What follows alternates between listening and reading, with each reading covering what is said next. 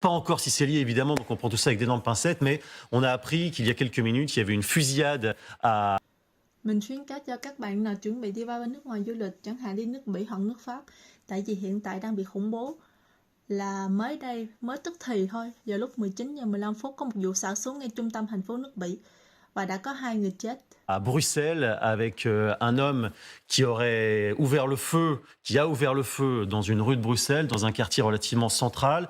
Pour l'instant, le bilan qu'on connaît est de 2 morts, semble-t-il.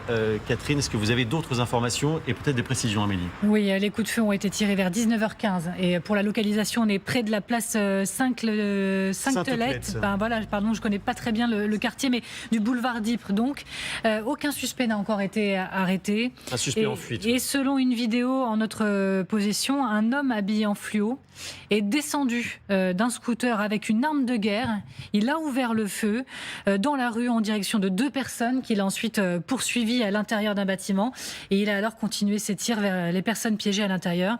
Il aurait fait ensuite feu sur 2 personnes dans un taxi. Effectivement.